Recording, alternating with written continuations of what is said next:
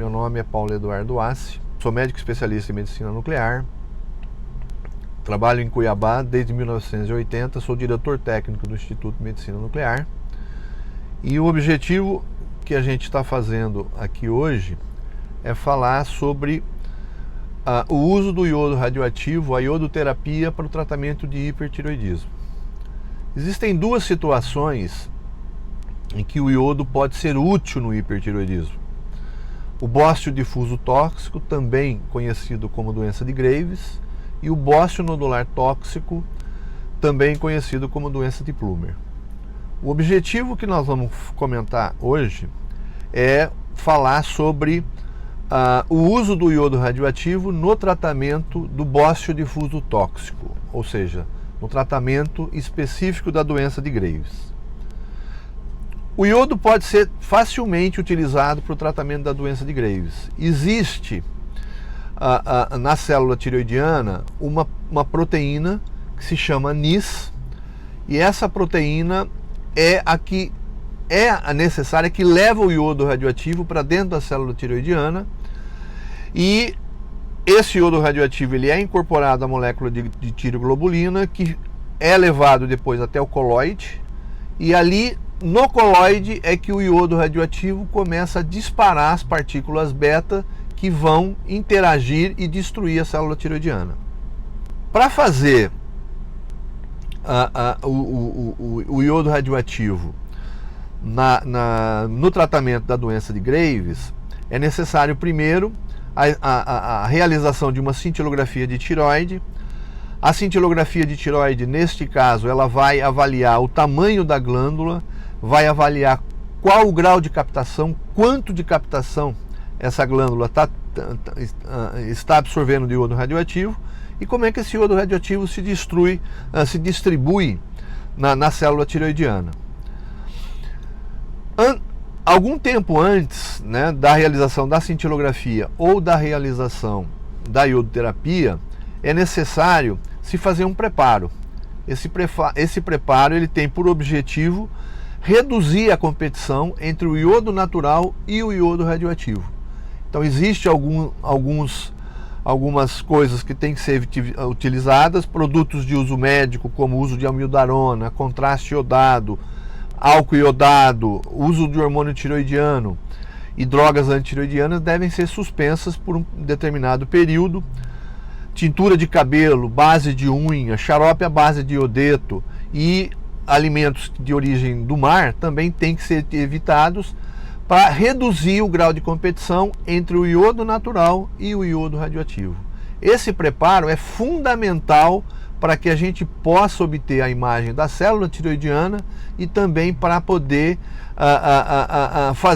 realizar a iodoterapia. O iodo radioativo no tratamento da doença de Graves é uma técnica relativamente simples, é um procedimento médico nuclear muito seguro, baixa ocorrência de efeitos indesejáveis e que tem uma excelente relação custo-benefício.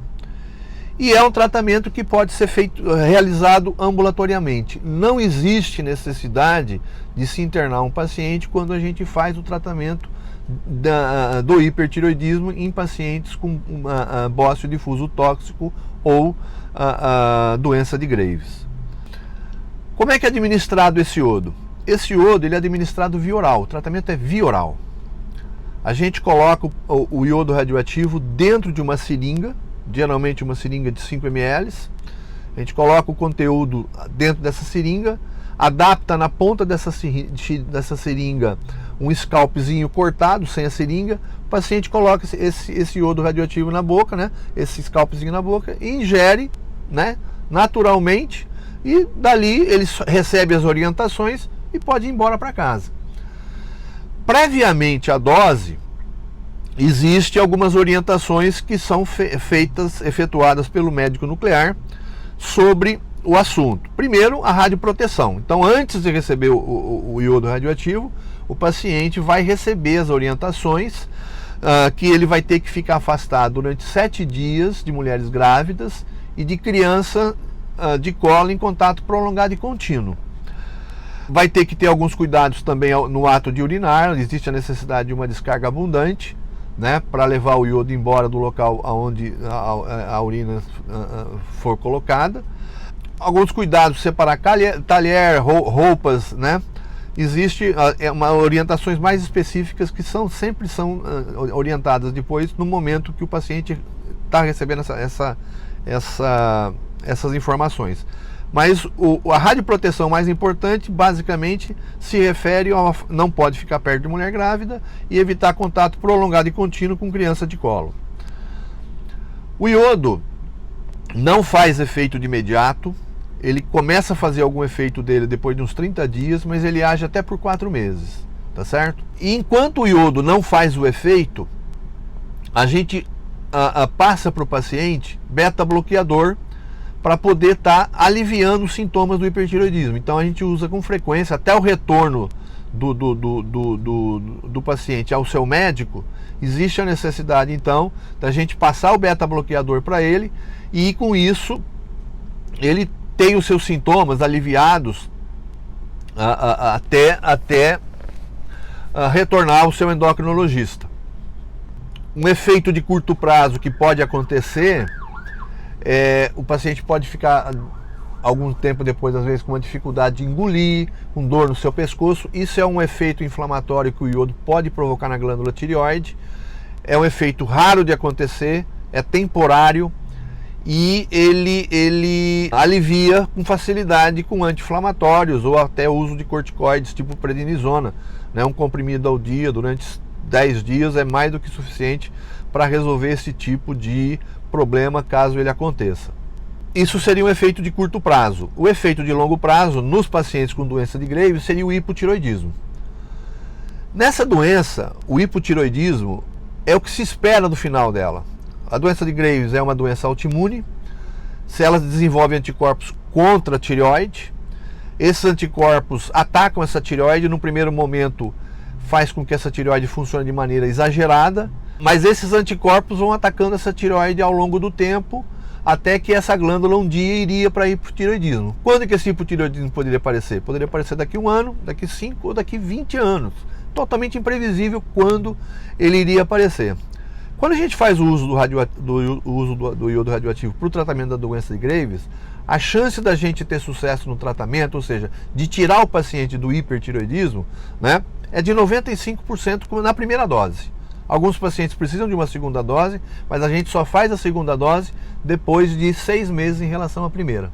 Dos pacientes que a gente tem sucesso no tratamento, aproximadamente 75% deles vão para hipotireoidismo. Ou seja, o iodo pode antecipar o hipotireoidismo que o paciente um dia teria, tá certo? Bom, apareceu o hipotireoidismo, o que o médico assistente, o que o médico que acompanha o paciente, o que o endocrinologista vai fazer?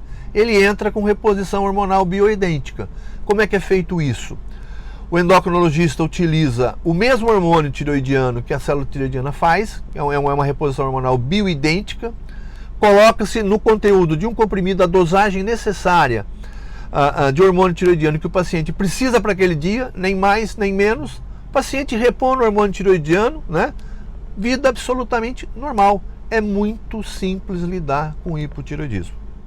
Então, basicamente, isso seria o que a gente teria que falar para vocês sobre a terapia, né, do hipertireoidismo na doença de Graves. É um tratamento simples, seguro, efetivo. Alguns pacientes, grande parte desses pacientes vão para hipotireoidismo e aí o endocrinologista faz a reposição hormonal e o paciente, né, vai viver a sua vida, né, de uma maneira muito mais tranquila, muito mais segura, né? Eu acho que era isso que eu teria que comentar a respeito da doença de Graves.